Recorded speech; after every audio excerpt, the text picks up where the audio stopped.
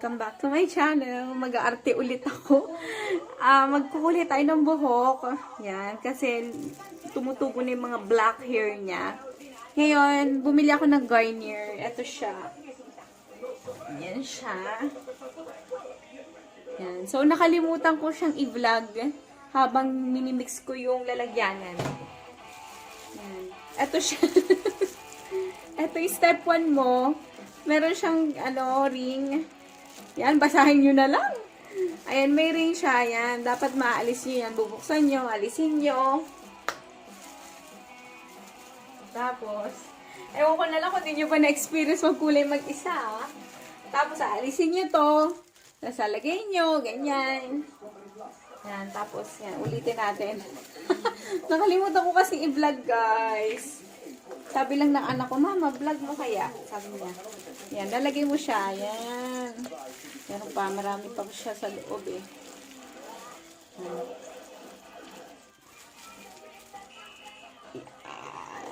Yan, pisilin nyo hanggang sa last drop. Tapos, balik nyo yung tube.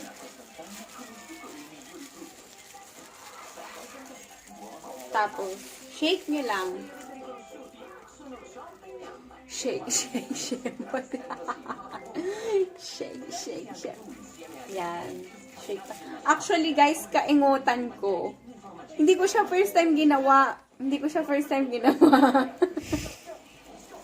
Pero kaingutan ko, guys. Nalaglag ko siya. Sayang, may mga natapon. So, let's start. Let's start na. So, apply ko siya. Ganyan. Kailangan na.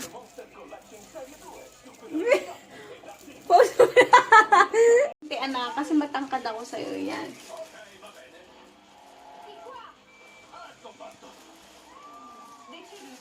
Ganyan daw. Tingnan natin kung ano kakainat na ng aking hair.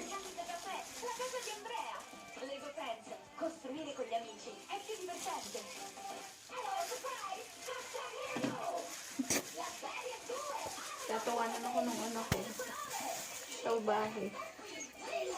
Nalaglag kasi nalaglag po kasi sa... Yan.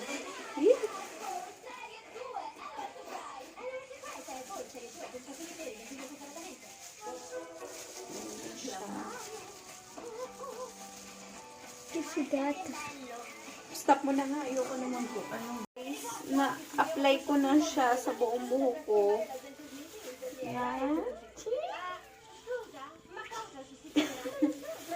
Meron pa natirang konti. Yan. Lagay pa natin.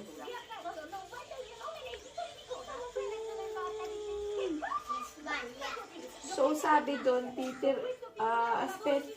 wait mo ng 32 minutes. 32 minutes talaga, may butal siya ng 2 minutes. So, let's see kung anong kainat na ng aking new hair. Tingnan natin. Tapos, ikot mo siya. Wait, guys. Ganyan. And so, ang importante lang naman sa akin to cover up yung mga blackheads, mga black hair na niya. Yan, yun lang naman ang important dyan. Kasi yung dulo, makulay pa siya. So, that's it. Let's wait for 32 minutes. Okay? Yan, diba? Teka lang po, Liam. Bye. Guys, guys, ayan, tingnan nyo. Na-allergy ako. Dito sa isang tenga ko, pulang-pula. At dito, hindi naman. So, medyo na-allergy siya dito. Medyo itchy siya dito. Kaya ingat lang din kapag naglalagay kayo ng mga pang hair color. Look, oh, wala siyang pula dito. Nalagyan din naman siya. Tapos dito, ang pula-pula niya, nalagyan din siya. Press lang silang nadikitan. Yan, nagkaroon ako ng allergy reaction dyan. So, ingat-ingat din kapag mag-hair color kayo.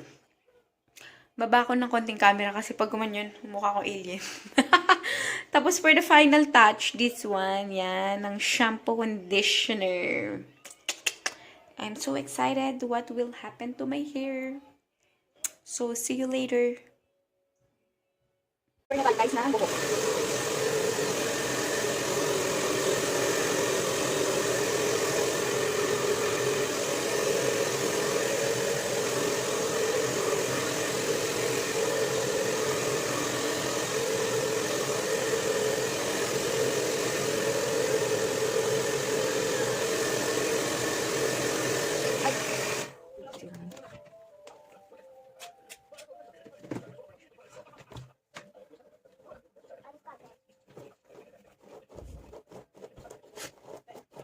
Jay.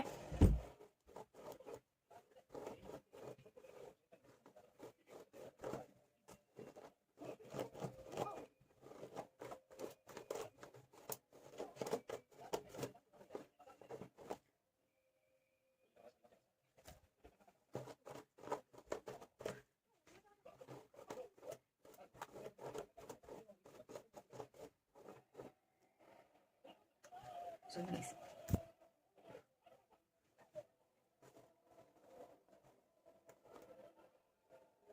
Guys, na-cover up na ang aking mga dark hair.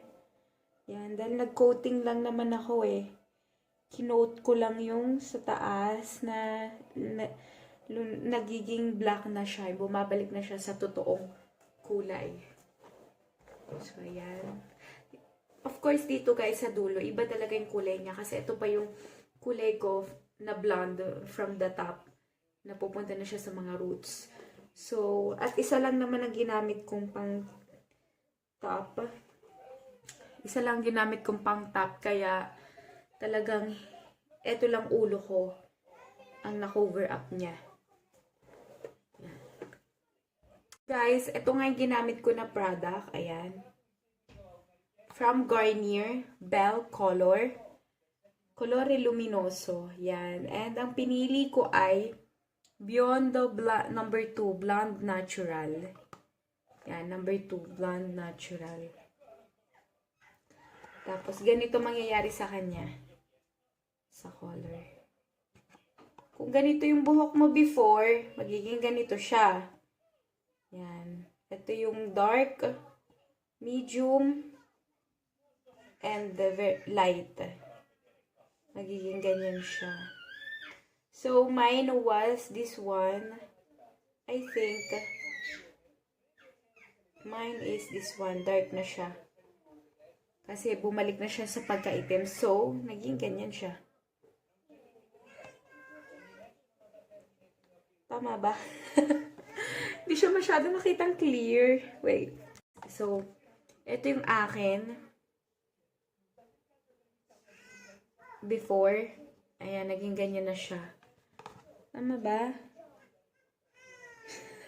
Ikumpira daw talaga. So, yun nga. And, lumabas naman siya yung result niya. Okay naman. Para sa akin, okay naman siya. Yun nga, ang ginamit ko ay ang Blonde Natural number 2 from Garnier. So, this is my first time to use Garnier hair color. Because usually, ang ginagamit ko talaga pang hair color ko ay L'Oreal. So, mas mahal lang to ng konti. Ang L'Oreal was 6 euro. And, ito, nabili ko siya ng 8 euro. So, mas mahal lang yung, yung Garnier kesa sa L'Oreal. Pero, ang difference niya, ang masasabi kong difference niya, ito lang yung difference niya. Yung fragrance niya, wala naman masyado. Hindi naman nakakairita yung amoy nilang parehas, L'Oreal at saka tong Garnier, hindi naman nakakairita ang kanilang odor. Yun nga lang, ang L'Oreal, upon putting up, around 2 minutes, makikita mo kaagad na parang nag-change na yung color ng buhok mo. Di ba yung pag binabrush up mo siya, lalagyan mo siya, putting up, applying. Tapos ito, may 6 minutes pa siya, mga ganun pa siya bago ko nakita na nag-change yung parang nagbabago yung kulay, ganun. Hindi ko ma-explain kung paano, hindi yung kulay na makikita mo agad, naging blonde agad, hindi. Yung upon applying, minsan kasi yung L'Oreal, nagugulat ako, sabi ko, shucks, nasobrahan ko ata yung lagay ko, kasi yung L'Oreal, nakikita mo talaga agad, nagbabago siya, na yung kulay niya, yung linagay mo sa buhok mo. Instead ito, mga 6 minutes pa. Kaya sabi ko, hindi ata umi-epekto. Pero may epekto naman siya, oh. Gumana naman siya. At saka, itong L'Oreal na to, itong Garnier na to, nangate ang aking ears dito. So, it means may allergic reactions ako. Ginanito ko naman siya. Sabi kasi, tinatry ka kasi minsan kung talagang walang allergic reaction, tatry mo muna sa balat mo. So, tinatry ko naman siya mga 10 minutes, wala naman. So, yung L'Oreal din, tinatry ko siya 10 minutes. So, dahil nga matagal ko na siyang ginagamit, hindi ko na siya, every time na ina-apply ko, hindi ko na siya ganun ginagawa na ilalagay ko pa dito. So, this one, ito, dahil first time ko siyang ginamit, lagay ko siya dito sa balat ko, no allergic reactions naman ako. Pero nung in-apply ko na siya sa ulo ko, yung tenga ko dito namula, tapos nag-itchy siya. Disclaimer guys, this is my own opinion. So, this is my own experience, this is my own opinion. I'm just sharing to you, and disclaimer. Okay guys, yun lang. Ayun, hindi siya namula yung dito ko. Dito lang, ditong tenga lang. Dito, hindi siya namula. Wala siyang any allergic reactions dito. Kasi syempre malalagyan ko siya, madidikitan siya. Dito nadikitan siya. Yan, namula siya as in.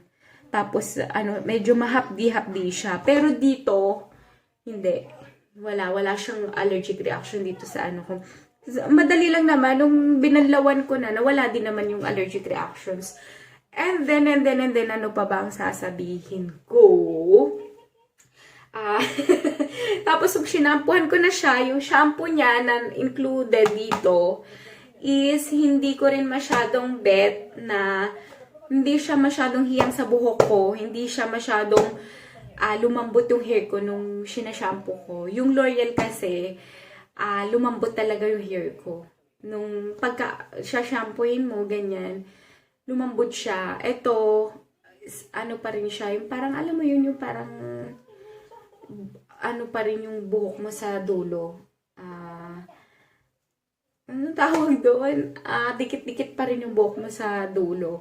Yung sa L'Oreal na included na shampoo is malambot siya sa buhok ko. Hiyang ako. So, hiyang ako sa L'Oreal. Doon na lang ako ulit pag magko-color ako. Yun. Iba-vlog ko yun. Don't worry. Para malaman ninyo. So, yun lang. And, thank you. Hope you like it. Disclaimer, guys. Disclaimer. It's not because na masiyang ako sa L'Oreal. Ganun din kayo. It depends on you. Bye. Thank you, guys. Thank you for watching my video. Thank you. Don't forget to like, share,